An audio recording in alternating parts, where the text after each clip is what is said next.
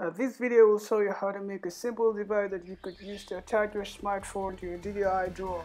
The materials needed for this project are a transparent plastic container. This one will be divided into two to act as the phone's grip. The next one will be some people call this the trunk. I found it in an electronic shop. It will be useful in this project. Then you need a plastic styrofoam. This one will be glued in the inside of the plastic material to act as a grip for the phone.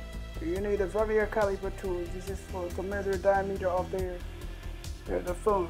And you need a plastic plate, which is the one that I'm showing you right now.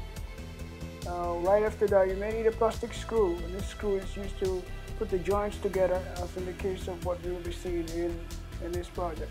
So let's get started. Now this is the original camera drone itself. What happened is it had a crash. As a result, the magnet inside one of the axes got broken. So I tried as much as I could. I wasn't able to fix the broken magnet because that would require me to completely remove the whole assembly and remove the magnet inside, and I don't have a repaired part to be able to get that down. So I decided to go for a device that I can use to attach my phone, and this is exactly what I'm doing here. Alright, now looking at the aircraft itself, you see that it has a module, a white module, which is having something like a camera shield. Of course it is a camera. What I'll do with this plastic plate that I'm showing you right now is to divide that part, just to cut out that part rather, and that will act as the base plate of the unit that will be attached to the aircraft itself. And I will drill 4 holes in the 4 corners of the plastic plate, and this will be used just like the way the original camera goes in, and those rubber dampers will then be used to attach it to the drone itself. So let's see how I'll make the entire device.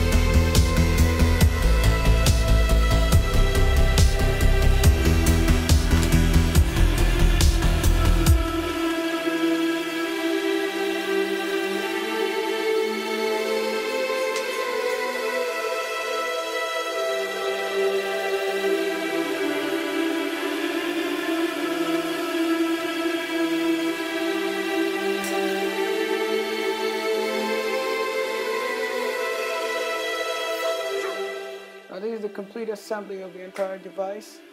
So we are going to attach it to the aircraft and put the phone in there and see what we have. Now the same way you attach the original camera to the aircraft, but the same similar way you could use to attach the same device that I made to the aircraft.